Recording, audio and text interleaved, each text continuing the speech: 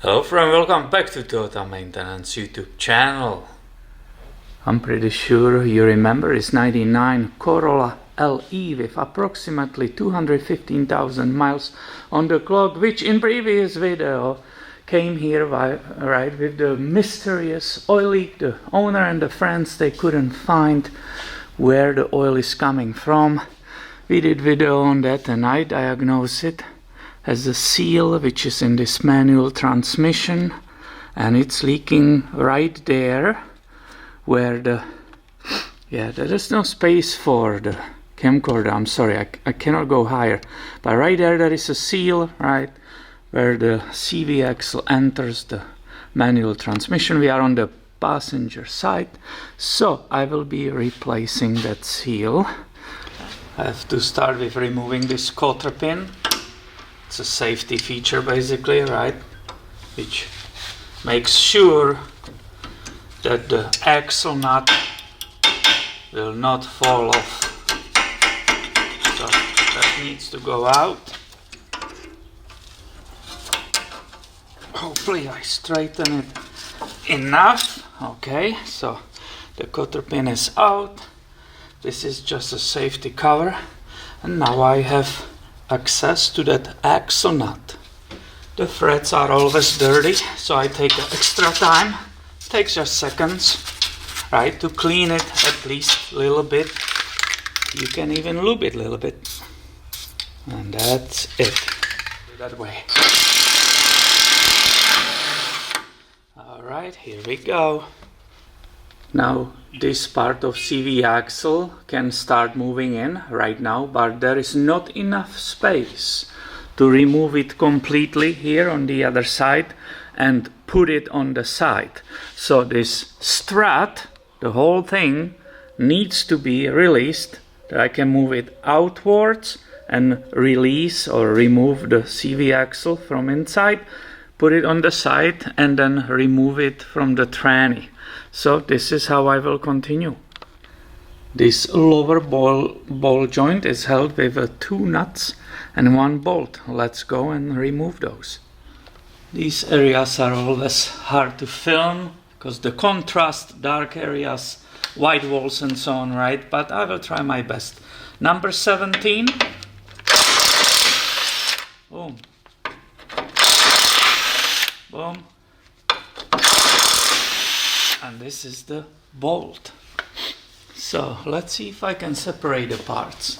This I didn't remove the sway bar end link, so the sway bar is still pulling the lower arm up to lift the strut. That's not going to happen unless I will support it here. So let's see if just by the hands I will be able to separate it without even getting the pry bars and so on. And look at it, you have really perfect live view of the whole operation, just hanging on the lower control arm. These popped out and I am able, as you can see, I'm able to move these parts around. Sometimes these axles are also rusted in, right? So you are starting with carefully tapping on this. You don't want to destroy this end. Then the nut will have a problem to catch the thread and so on. So you are careful with this, right? Either you tap a little bit or bring some punch which you put in the center, right? But look, this one wasn't actually rusted in and it's moving inwards. So that's good. So I moved the camcorder and the light again for you so you can observe it, right? So it's carefully coming out. And here you don't want to damage the inner seal which is there too. So here you have to be very careful. And let's see together if I have enough space to move inward that CV axle, right? To clear that opening, not to damage the seal which is there. Please always be very careful, right? That's easy to damage, and you will have dust in the bearing, so that's no. Let's see if it's all possible without disconnecting the tie rod or that sway bar link.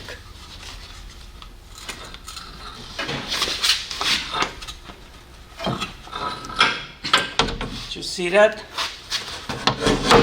And the CV axle is free, right? I'm carefully holding it. I don't want to put too much pressure on it over there. And I will start taking it out of the tranny. So here is another view, right? That's a sway bar link. We didn't have to disconnect it. You see the tie rod end, didn't have to disconnect it. We can see through here, right? CV axle carefully hanging. And I need to use the pry bar to push away, right, that CV axle end away from the tranny while I'm holding it, right, and making sure I don't normally damage the seal. The seal is damaged in this case and we are replacing it. Let's go and do that. It's a little bit hard to film for you, right? There is that cross member here. The light conditions are not so easy, but I will try my best to show you all of this. And I always forget that I have this Milwaukee Monster light, which actually made it perfectly visible. Awesome. I grabbed my largest pry bar and I will try to stay out of your way, but I'm not sure if that will be possible.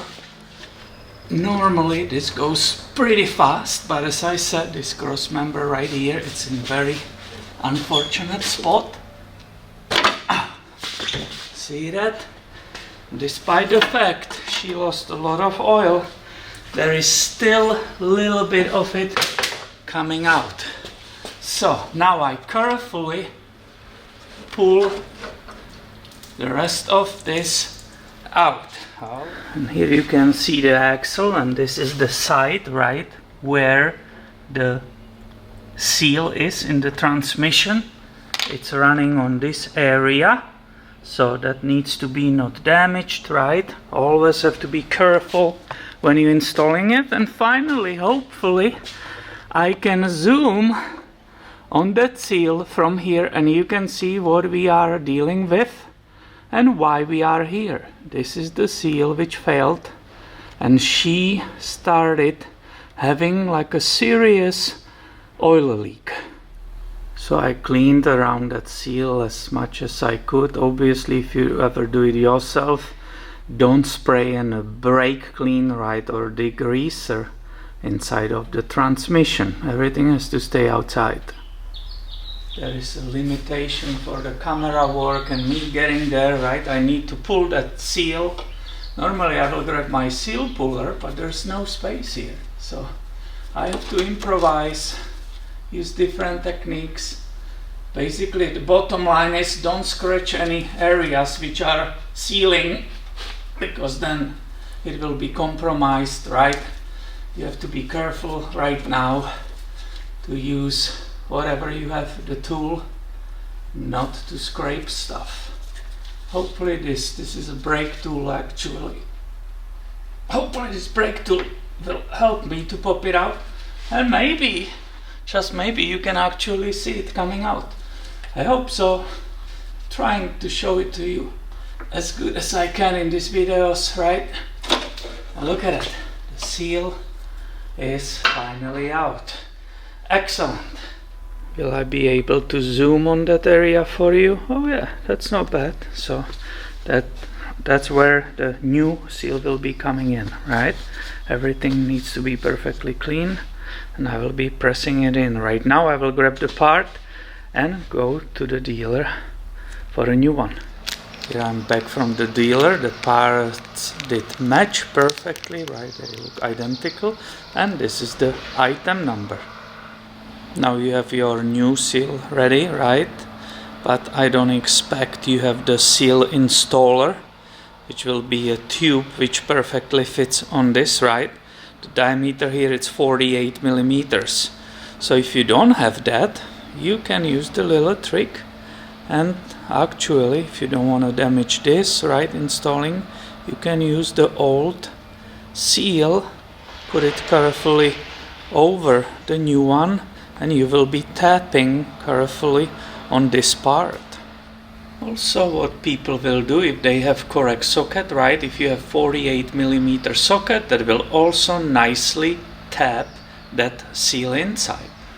I will go ahead and do the last cleaning. Careful, right? Without damaging anything around or inside. So the last clean. It's always some dirt, you know, oil, old oil and so on. So this needs to go, and then I'm ready to install it, and I can show the way which everybody can follow, right? Using the old part actually to install the new one without damaging it whatsoever. So first you need to confirm the orientation, right? This is as you have it, and when this is being tapped inside, it needs to go really simultaneously, right? You are not trying to start one side and then continue with another one. You just do. Everything needs to go in the same time. So this is a little bit behind this area. I will still push on it with the hand, and I can use that for you, that old seal, right? Again, there is a pretty difficult access to it, and for camera and so on. So you are tapping, you are observing that everything goes equally in, right? And you can carefully get, right, going around, get that new seal all the way in. I'm tapping on the old part right now. And I tried show you this, right? Because not everybody has that special sealer installer every single size at home. Now before I will start putting it in, I want to show you something. Right, so I cleaned everything all the way here. I will not introduce any dirt in this area. This is where that new seal will be hugging this shaft, right? But when you are putting the new shaft in, this ring needs to click and get secured in the transmission, so this shaft will be not wandering in and out of the tranny freely. And I did in past many videos about this on different trucks and SUVs, right? Some people say, oh, perfect, for me it works easily, I was able to put it in. And some people say, oh my god, I'm wrestling with it in comments already 30 minutes and it doesn't want to pop. Yes, sometimes it has the difficulties, right? You cannot take the shaft and start pounding on it here because these are the CV joints. So no, sometimes it takes a little bit of wiggling to get it all the way in, and you have to be patient. That's all I can say. If you don't feel like doing it, give it professionals, right? Leave it on them. But it's totally possible. So we check that this ring is okay, there's nothing wrong with it, and I will start carefully putting this in. I will put a little bit of oil here already, that gear oil, so this is not dry and nicely goes inside of that seal. So carefully I'm watching that new seal, right? I'm trying to bring it as perfectly to it as I can. So I have to bend it already right here, and I'm grabbing this part and I'm feeling it and listening the clicking. Okay, that doesn't want to go, so I need to wiggle it that it will start coming. If not, pull it slightly out and start again, where it will mate with that tranny. Did you hear that? Okay, and if I will move the camera right now, you will actually see it's all the way in. I have plenty of grease on here, right? So there was no need to put a grease or anti-seize. This area was actually lubricated correctly. So again, here, very carefully, that I don't break this seal for the bearing. Very carefully, I'm getting that axle inside, right? And it nicely went, right? And I can start aligning these two bolts. in the lower control arm. One is in.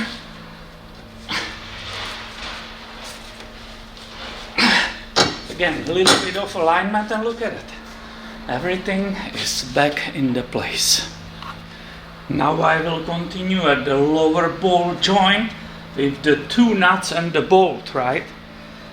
You want to prevent 100% the situation that these will get loose. So I will highly recommend you to use the blue Loctite. I don't have a spec for these, but that will be pretty tight, right? Understanding again, this is the part of suspension. There is a lot of power being distributed here while the vehicle is driving, so I will make sure all these will be pretty tight, and that blue Loctite should help to keep them in the place until another disassembly will be needed.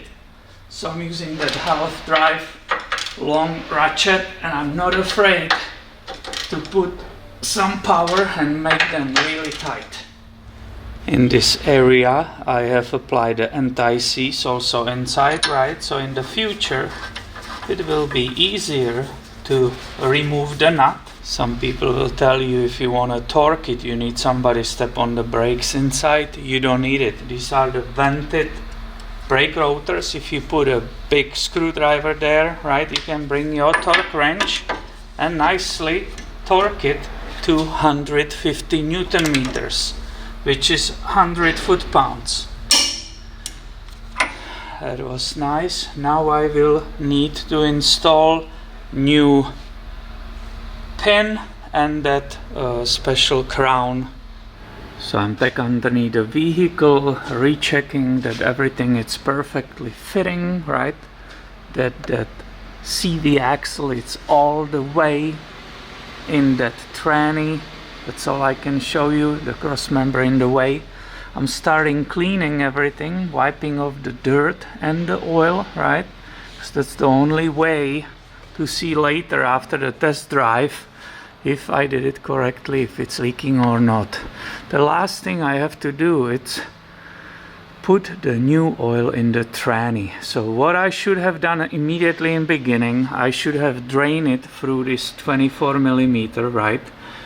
But I wasn't sure, okay, will I be changing the fluid? I thought there will be very little loss and I will just stop it. But now I realized, you know what? I will give her brand new gear oil in the tranny. So this is the drain, right? I will drain it right here. This is the filler plug, right? And I will pump in it. After I drain it, close this, I will pump in it. This is also the level. So you fill it up until it overflows. But the owner's manual says that it takes 2 quarts only, right? And it's a GL4 or GL5 75W90. So I will do that for her to have a brand new tranny fluid, since she wants to keep this vehicle for a while, and that will be end of the service. I will do test drive and look underneath it if it's not leaking, and the car will be ready for her. I'm afraid this video might become a little bit too long, but it's because I tried to show you as many details as possible.